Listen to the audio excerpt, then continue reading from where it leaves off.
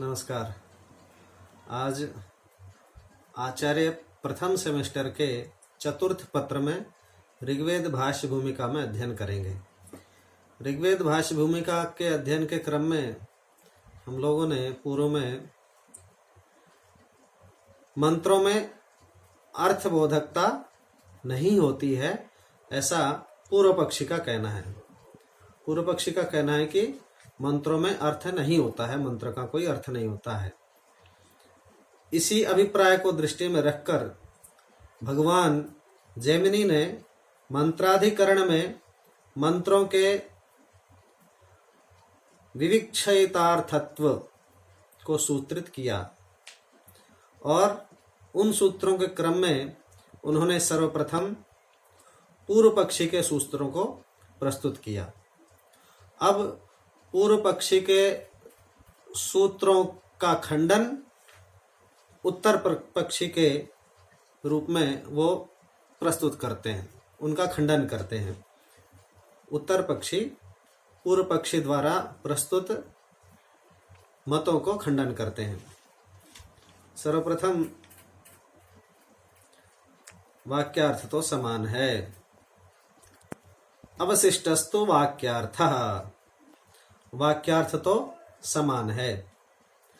तु शब्देन मंत्राणाम अदृष्टार्थम उच्चारण मात्रम वारयति। सूत्र में जो तु शब्द प्रयुक्त किया गया है वह इस मत का निराकरण करता है कि अदृष्ट के लिए मंत्रों का उच्चारण मात्र किया जाता है। क्रियाकारक संबंधेन प्रतीयमानो वाक्यार्थो लोकवेदयोः अविशिष्टः। क्रिया और कारक के संबंध से प्रतीत होने वाला वाक्यार्थ लोक और वेद में अविशिष्ट अर्थात एक समान होता है। तथा सति यथा लोकेर्थ प्रत्यायनायैव वाक्यम उच्चार्यते, जिस प्रकार लोक में अर्थबोध के लिए वाक्य का उच्चारण करते हैं, तथा वैदिक याग प्रयोगे भी दृष्टव्यम, उसी प्रकार वैदिक याग के प्रयोग में भी मंत्र वाक्य का उच्चारण अर्थबोध के लिए होता है। मंत्रेण प्रकाशितस्तु अर्थोनुष्ठातुम शक्यते। मंत्र से बोधित होने वाला ही अर्थ का अनुष्ठान किया जा सकता है, न तो अप्रकाशितः, अप्रकाशित अर्थ का नहीं। तस्मात् मंत्रोच्चारणस्यार्थ प्रकाशन रूपम दृष्टमेव प्रयोजनम। इसलिए मंत्रोच्चारण का अर्थ प्रकाशन रूप दृष्टि ही प्रयोजन है। ननु अभ्रिरसि नारिरसि इत्यारभ्य त्रैष्टुभेनत्वा छंदसा ददे इति मंत्र आम्नातः। अभ्रिरसि नारिरसि, तुम कुदाल फावड़ा हो। तुम अभ्रि मतलब कुदाल अर्थात फावड़ा, तो कहते हैं कि तुम फावड़ा हो, तुम कुदाल हो, शत्रु नहीं हो। इससे लेकर के त्रैष्टुभेनत्वा छंदसाम, इस मंत्र तक एक मंत्र है। और तेनैव मंत्रेण प्रतीतेपि अभ्र्यादाने पुनर्ब्राह्मणे ताम चतुर्भिरभ्रिमादत्ते। इसी मंत्र के द्वारा कुदाल ग्रहण का प्रतीत हो जाने पर भी फिर ब्राह्मण में इस प्रकार विधान किया गया है कि ताम चतुर्भिरभ्रिमादत्ते, चार मंत्रों से कुदाल का ग्रहण करता है। तदेतद विधानम तत्पक्षे व्यर्थम स्यात्। मंत्र के द्वारा ज्ञात विषय का ही ब्राह्मण वाक्य में जो विधान हुआ है वह तुम्हारे पक्ष में व्यर्थ है। इत्याशंक्य उत्तरम सूत्रयति। ऐसी शंका जहां उत्पन्न होती है तो उसका उत्तर इस सूत्र के माध्यम से प्रस्तुत करते हैं। गुणार्थेन पुनः श्रुति ही, गुण विधान के निमित्त पुनः श्रवण हुआ है। मंत्रेण प्रतीतस्यैवार्थस्य, मंत्र के द्वारा प्रतीत ही अर्थ, ब्राह्मणे यत् पुनः श्रवणम, ब्राह्मण में जो पुनः श्रवण पुनः विधान हुआ है, तदेच चतुस्संख्या लक्षण गुण विधानार्थत्वेन उपयुज्यते, वह 4 संख्या रूप गुण विधान के निमित्त उपयुक्त है। एतस्य विधानस्याभावे, इस विधान के न होने पर, चतुर्णाम मंत्राणाम, 4 मंत्रों में से,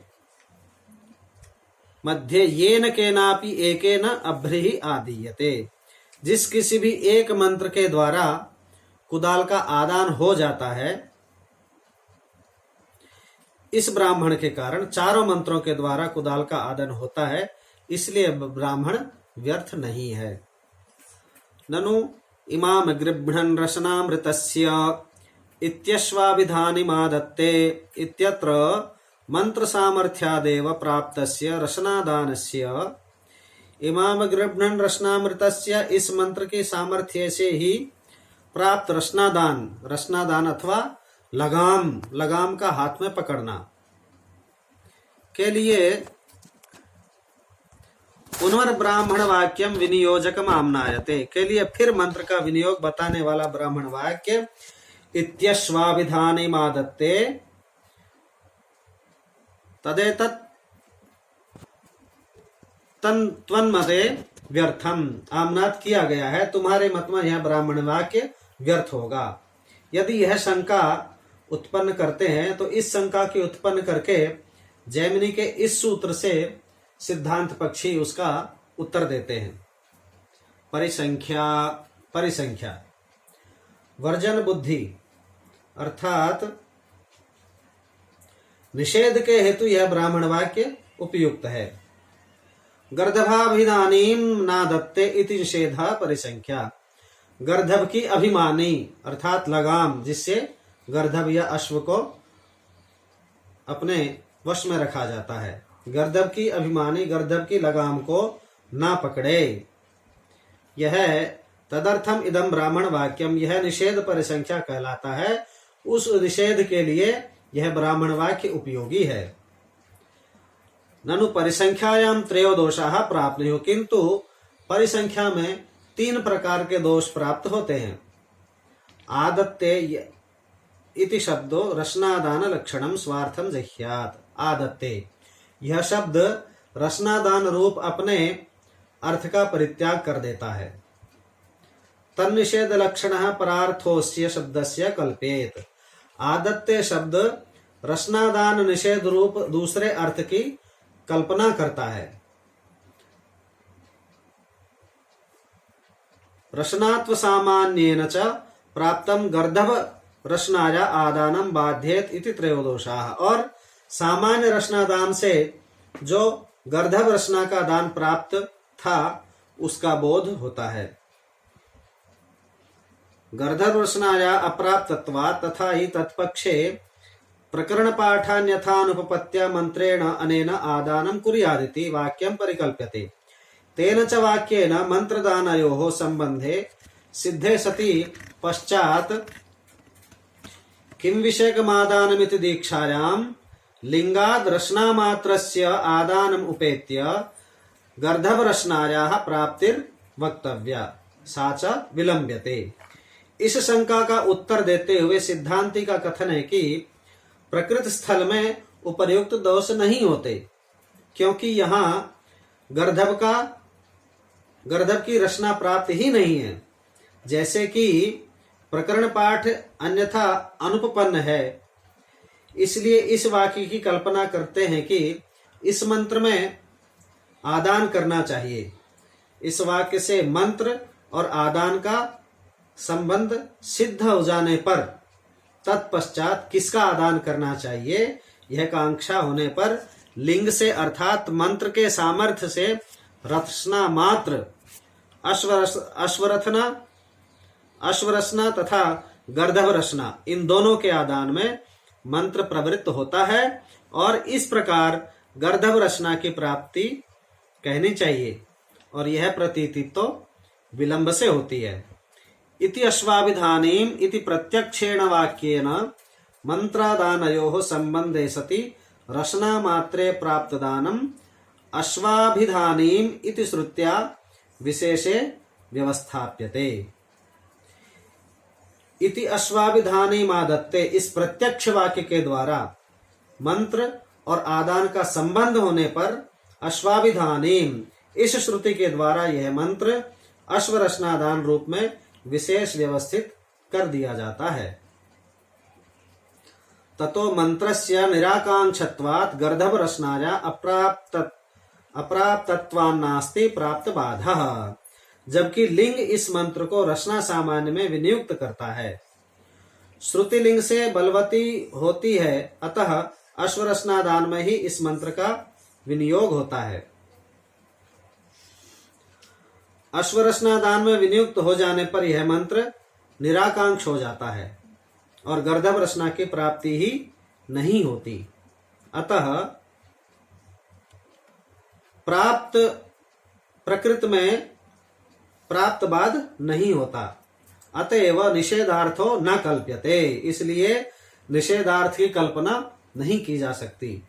और विध्यर्थश्च न त्यजते, विध्यर्थ का परित्याग नहीं किया जाता।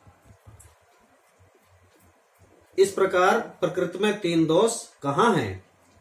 तत्र कुतो दोषत्रयम् ईदृशम अप्राप्ति रूपमेव गर्दभ रसनाया निवारणम अभिप्रेत्य परिसंख्या इति सूत्रितम। गर्दभ रसना के प्राप्त नहीं होने पर भी उसका जो निवारण किया गया है, अर्थात जो अप्राप्त बाध है, उसी को अभिप्रेत कर यहाँ परिसंख्या सूत्र उपनिबद्ध किया गया है। आज इस पाठ में इतना ही, परिसंख्या पर्यंत। फिर अगली कक्षा में इसके आगे के भाग को हम लोग अध्ययन करेंगे।